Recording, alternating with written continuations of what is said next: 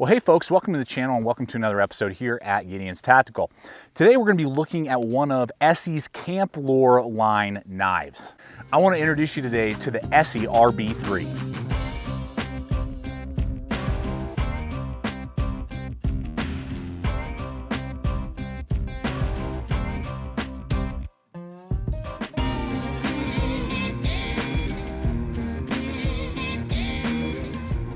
Now, I've been really excited that lately ESEE has stepped into this Camp Lore line and really giving us more of a camp bushcraft style knives in their collections and in their series versus just kind of more of a survival tactical line that ESEE has been known for years. So today we're going to go ahead and take an in-depth look at the RB3, see what it has to offer in this first Scandi ground blade that ESEE offers and whether or not this is going to fit in one of your systems. So with that being said, guys, let's go ahead and hop to it and take a look at one of these Camp Lore Scandi ground blades. This is a true Scandi edge, 0-degree bevel, so there's no secondary bevels in there like a lot of other kind of semi-Scandi or modified Scandi grinds that are out there. So this is a true Scandi, so that's real cool. And so as we look at this knife today, I want to really talk about its performance and how does it do. We've had a good amount of testing with this thing, and just how does the Scandi grind and the geometry and all those things really play into a bushcraft knife and bushcraft task that you may ask the RB3 to do. Now, the blade itself from handle to tip is 3.5 inches. We'll talk a little bit more about that and whether or not that's something that fits in my systems and whether or not that'll be good for your systems, that blade length here in just a little bit. It is a stonewash finish and then a satin finish on the secondary Scandi edge there. And it is 1095 high carbon steel, and it doesn't have any sort of coating on it, which is nice. And then it is 1/8 of an inch thick, so that's awesome. 90-degree spine. So those are just a few of the basic specs. But now let's go ahead, take it out, see how it performs out in the bush, and then we'll bring it back in and really discuss its performance capability.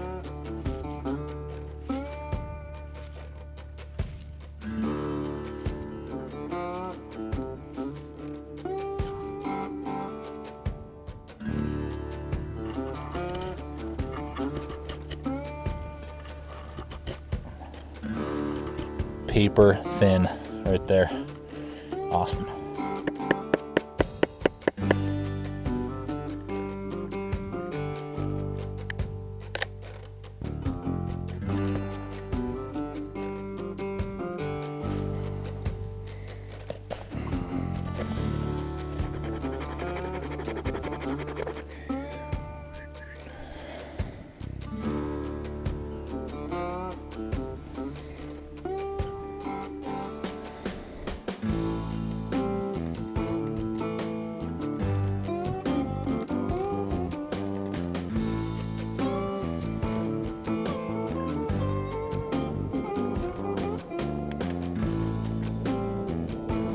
Whew. Man, ESEE knows what they're doing with these edges. This is so easy to get this notch. Oh my gosh. Look at that. Cake with this blade. Well, there you have it, folks. I really hope that action shots and what you've seen here has really shown you what the capability of the knife is. They have done a fantastic job with the edge geometry. It just bites into wood super deep if you need to, and then you're able to angle it out and get that real fine cutting if you need to. Notches, triggers, traps. It's going to be a cakewalk. Any sort of nylon rope, outdoor use. Now, a Scandi grind, in my opinion, isn't the best for food prep. Full flat grinds or high saber grinds, I think, work a little bit better for food prep, but that would be the only area in my mind where this maybe falls a little short compared to other knives out there. But when it comes to bush tasks, it's phenomenal. Now, I really am glad for the fact that they went with the 1/8 of an inch thick. That's really good. Going to give you a good stout feel, but it's still very thin, so you're able to do that processing and it's not overly thick. So I really like that aspect as well. The 90-degree spine throws sparks like crazy, so that's a plus as well. And I'm pleased with the edge retention. You know, 1095 is great, and ESEE knows what they're doing with that steel. And it was funny because in the packaging it actually came with a little warning like, hey, don't baton with this. So obviously do that at your own risk. They were concerned about the edge rolling or chipping, but I have used this plenty. I've yet to even have to tune it up, so it's holding a great edge. And as you saw there, I batoned with it. I did all my normal tasks with this without any sort of edge rolling or chipping. So I'm very pleased with the edge retention, and just the grind angle is very sharp, but also very strong for a Scandi grind. The handle is another huge aspect that I'm loving with this knife. Now, most knives that we know from, particularly ESEE, are rather blocky and kind of clunky. That is not the case. This is by far the most comfortable ESEE handle I have seen in this size range, and compared to most other exposed full tang knives on the market, they don't even compete. And it is because of how they have machined and rounded this entire setup. So just kind of walk you through here. We got tan micarta, works great. We have an overall length of the handle scales of 4.6 to 5 inches long, so over 4.5 inches overall length. A maximum thickness right here of 0.8, so it's going to give you that nice thickness, and it's a little bit more than that right here from top to bottom. And then you have that real nice guard that the micarta covers, so it's going to be very comfortable, no jimping, and is just so ergonomic in my large size hands. As you can see there, just feels so good. I can hold this in literally any single direction. You can do reverse chest lever grips, I can do stabbing and prying if I have to, and that guard's going to really keep me nice and safe away from the edge, but still keep me really locked into place. And it is phenomenal. ESEE, you need to do a lot more handles like this, and knife companies in general just need to take stock of what ESEE is doing here, because this is fantastic. Kind of gives you that broom handle almost, you know, style of ergonomics and comfortability. So when I say this has 0 hot spots, and this is by far one of the most comfortable fixed blades I've ever held, I am not joking you, not crapping you. It is a pleasure and a joy to hold this thing and hold it in your hands for an extended period of time with 0 hot spots and complaints. I love the handle on the RB3, and I know you will too. Okay, so how about the price on the RB3? Now, this is going to run you anywhere between $95 and $105, just depends on where you pick it up. All of them linked in the description below to Amazon. I've seen anywhere from about $100 to $105. If you kind of hunt around online, there's some other sites as well that'll have it for probably about $95. But right around that price is very reasonable. And that's going to be the same price and within about $10 of the JG3 from ESEE, as well as their SE3. So all of their blades in this kind of 3.5-inch range are all running right about $100, and for everything that you're getting, I think that's a very reasonable price for a USA-made blade. The weight as well is something I want to discuss real briefly with you. We're looking at 5.5 ounces for the knife itself, and then we're looking at about 7.5 ounces with the sheath. So very decent carry weight for this size of fixed blade. Let's take a look at the sheath here real quick. Now, the sheath is a leather sheath, the exact same one that will be coming on the JG3, and that's what we have here, the ESEE JG3, that we'll be looking at and kind of discussing in just a moment in comparison to the RB3.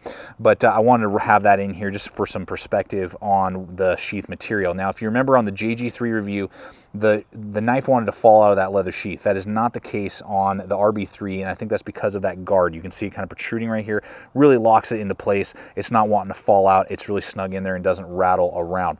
The leather sheath is decent for a leather sheath, no frills. You know, you got the ESEE logo, you got a good stitching, you got a little drainage hole right there on the back side, USA made, with a good belt loop, and then it is flush with the handle, so the handle is not going to be digging into your pocket, or excuse me, into your ribs. So, I mean, that's all good, no complaints really. If you are into leather, great. For me, I would like to see an option in the Camp Lore line for either leather, for those of you who dig leather, or a molded plastic or a molded Kydex.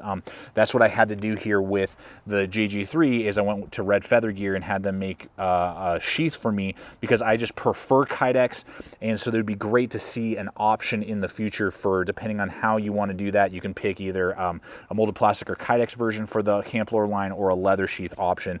So now at this point, you may be asking yourself, okay, between the JG3 and the RB3, which one would you recommend? Well, it's almost impossible for me to tell you which one is better. It's really just depending on what you're looking for. These are both fabulous knives in their own right, of being sub 4-inch knives. The fit and finish is perfect. The quality is there. It's so difficult. It's really going to come down to blade performance and what you're wanting your blade to do, and handle ergonomics. Now, between the two, I think that the RB3 has a much better handle. It just connects with me more. It's a little bit more ergonomic. This is better than most ESEEs over here on the JG3, but it's still got those kind of squared off sides and doesn't have a guard, and I just prefer a guard. I'm not against non-guards, but I just prefer a guard if I have the option. On the flip side though, I'm not really a Scandi guy. I have a few Scandi knives, but for the most part I prefer either full flat grinds or saber grinds. So honestly, if I had the blade of the JG3 on the handle of the RB3, it'd be a great knife. And so there are pros and cons to each. I would say if you're doing a lot more maybe food prep and those type of things around the campsite or whatever you're doing, the JG3 might be a little bit of a better option for you. Or maybe, you know, EDC task, you're maybe thinking of carrying this as an EDC knife. If you're thinking purely bushcraft and doing woods craft, then I think the RB3 will be the way to go. So I hope that kind of helps you out with those of you trying to make that decision.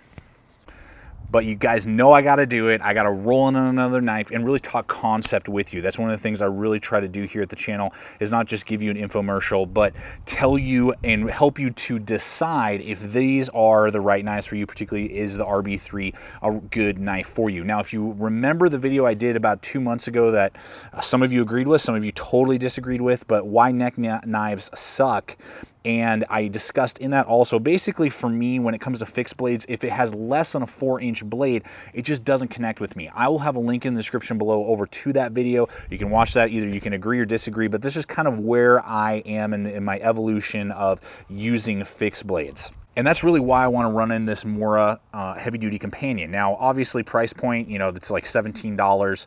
It weighs less than the two knives here in front of us by about an ounce, and that's really part of it. You know, think for just a second. Anything this Mora can do, this ESEE can do, and vice versa. The only reason you would be buying the RB3 is because you like the U.S. quality with the full tang exposed tang. That's the reason you're buying it, not because of necessarily performance. The other thing, though, to think about is this is a 4.1-inch blade, this is a 3.5-inch blade, and I just find that for me 4 inches is the minimum that I need on a fixed blade. Otherwise my folders can just handle it, and so for very similar weight, I can get a 1/2 inch more of blade length, or just in general, you know, when I am picking out my knives, I just don't use the 3.5-inch size around my campsites. It's always about a 4 to a 5-inch knife for my companion blade to do my smaller, more bushcraft style tasks. So just keep that into consideration. Great knife here, the RB3, but for me, you're not going to see this on my belt on my next camping trip just because it's too compact and too small for the task that I look for in my belt knives and in my companion bush knives. Well, folks, in conclusion, I got to tell you, the more I use this RB3, the more I wish this was a 4.5-inch knife. I really hope in the future ESEE does an RB4, makes it 4.5 inches, and I think I'll be in love. This is one of the very few Scandi grind knives that I'm really digging a lot.